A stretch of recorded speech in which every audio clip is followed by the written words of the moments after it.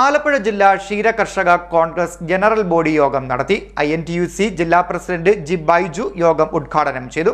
കറവ പശുക്കൾക്ക് വേനൽക്കാല ഇൻഷുറൻസ് ഏർപ്പെടുത്തണമെന്നും ക്ഷീരസംഘത്തിൽ പാലളക്കുന്ന ക്ഷീര കർഷകർക്ക് വേനൽക്കാല ഇൻസെന്റീവായി ഫെബ്രുവരി മുതൽ മെയ് 31 വരെ കാലയളവിലുള്ള 10 രൂപ നൽകണമെന്നും ആലപ്പുഴ ജില്ലാ ക്ഷീര കർഷക കോൺഗ്രസ് ജനറൽ ബോഡി യോഗം ആവശ്യപ്പെട്ടു.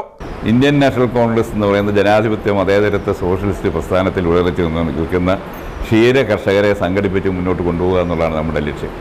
ക്ഷീര കർഷകർ ഇന്ന് അനുഭവിക്കുന്ന ബുദ്ധിമുട്ടുകൾ വളരെ വലുതാണ്. കാരണം നമ്മളത് പരിശോധിച്ച് നോക്കിയാൽ നിങ്ങൾക്ക് മനസ്സിലാകും, കഴിഞ്ഞ കാലങ്ങളിൽ ഉണ്ടായിരുന്നതിൻ്റെ 50% പോലും ക്ഷീര കർഷകർ ഇന്ന് കേരളത്തിലുടനീളം ഇല്ല എന്നുള്ളൊരു യാഥാർത്ഥ്യമാണ്. കാരണം പലതാണ്. പ്രധാനമായിട്ട് പശുവിനെ വളർത്താൻ ഒരു ക്ഷീര കർഷകന് ബുദ്ധിമുട്ട്. കാരണം അവന് ചിലവാകുന്ന ചിലവിനനുസരിച്ചുള്ള പാലിൻ്റെ വില കിട്ടുന്നില്ല. പാലിൻ്റെ വില കൂട്ടണമെന്ന് പറയുന്നതിനോട് എനിക്ക് യോജിക്കാൻ കഴിയുന്നില്ല. കാരണം ഇന്ന് ധാരാളം പ്രൈവറ്റ് ഏജൻസീസ്, ഇളനാട്, മുരളിയ, മലനാട് തുടങ്ങിയ പല പ്രൈവറ്റ് ഏജൻസീസും ഈ മേഖലയിൽ കടന്നു കയറിയപ്പോൾ മിൽമ വിൽക്കുന്നതിനേക്കാൾ കൂടുതൽ ക്വാളിറ്റി എത്രമാത്രം ഉണ്ടെന്നുള്ളതിനെക്കുറിച്ച് ആരും ചിന്തിക്കുന്നില്ലെങ്കിലും വിലയിൽ കുറഞ്ഞ വിലയ്ക്ക് പാല് കൊടുക്കുമ്പോൾ അല്ലെങ്കിൽ പാൽ ഉൽപ്പന്നങ്ങൾ വിൽക്കുമ്പോൾ അത് മേടിക്കാൻ മനുഷ്യർ തയ്യാറാകുമ്പോൾ നിലവാരം എത്ര മെച്ചപ്പെട്ടതാണെങ്കിലും ശരി, പാല് കൂടിയ വിലയ്ക്ക് മേടിക്കാൻ മനുഷ്യർ തയ്യാറാകില്ല. അതുകൊണ്ട് തന്നെ നമ്മൾ പാലിന് വില കൂട്ടണമെന്നുള്ള അഭിപ്രായം നമുക്കില്ല. പക്ഷേ കർഷകനെ നിലനിർത്തേണ്ട ബാധ്യത, പാലുകൊണ്ട് കേരളത്തെ സംരക്ഷിക്കുന്ന കർഷകനെ നിലനിർത്തേണ്ട ബാധ്യത കേരളത്തിലെ സംസ്ഥാന ഗവൺമെൻറ്റിനാണുള്ളത്.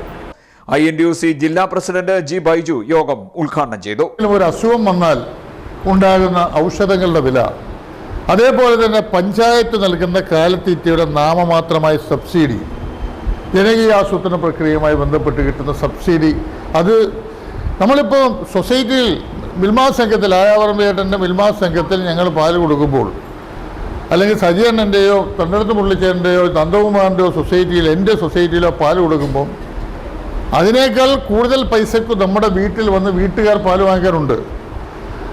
ഇത് ഇല്ലാഞ്ഞിട്ടും നാട്ടിലൊരു പ്രസ്ഥാനം നിലനിൽക്കട്ടെ എന്ന് ഓർത്താണ് നമ്മളിവിടെ ഇത് കൊടുക്കുന്നത്.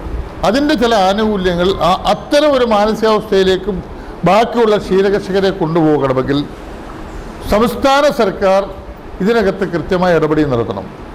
ക്ഷീരകർഷകർക്ക് സംസ്ഥാന സർക്കാരിൻ്റെ ഭാഗത്തു നിന്നും ഓരോ ലിറ്റർ പാലിനും കൊടുക്കുവാനുള്ള കൃത്യമായ സബ്സിഡി ഉണ്ടാകണം. അതേപോലെ തന്നെ ക്ഷീരസംഘങ്ങളിൽ പാല് കൊടുക്കുന്ന ക്ഷീരകർഷകരുടെ പശുക്കൾക്ക് അസുഖമുണ്ടായ പശുക്കൾക്ക് സൗജന്യ നിരക്കിൽ മരുന്ന് കൊടുക്കുവാനുള്ള സമ്പ്രദായം ഉണ്ടാകണം. ഇപ്പോൾ കാലിത്തീറ്റയ്ക്ക് സബ്സിഡി ഉണ്ട്, പക്ഷേ ആ സബ്സിഡിയെക്കാളിലും അത് 4-1 വിലയ്ക്ക് ക്ഷീരകർഷകർക്ക് തവിടും കാലിത്തീറ്റയും കൊടുക്കാനുള്ള സംവിധാനം ഉണ്ടാക്കണം. അതേപോലെ തന്നെ ഒരു ക്ഷേമനിധിയുണ്ട്. ആ ക്ഷേമനിധിയുടെ ആനുകൂല്യങ്ങൾ അല്പം കൂടി വിപുലമാക്കണം. ഇത് ഇൻഷുറൻസിൻ്റെ തുക വർദ്ധിപ്പിക്കണം. ഇത്തരം കാര്യങ്ങളിൽ ഗൗരവമായ ഒരു ഇടപെടൽ ഉണ്ടാകുവാൻ ഇടതുപക്ഷ ജനാധിപത്യത്തിലുള്ള ഗവൺമെൻറ്റിന് സാധിക്കുന്നില്ല എന്നുള്ള കാര്യം വളരെ ഗൗരവമായി കാണണം.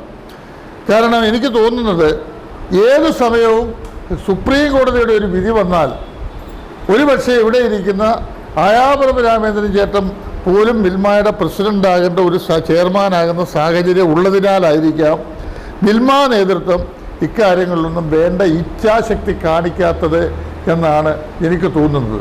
PR ശശിധരൻ, സന്തോഷ് കുമാർ, ജയകൃഷ്ണൻ, കൃഷ്ണകുമാർ വാര്യർ, അജയൻ, ഹരികുമാർ, വേണു തുടങ്ങിയവർ സംസാരിച്ചു.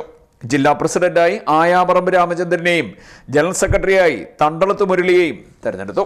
CDNet news, Kayamkulam.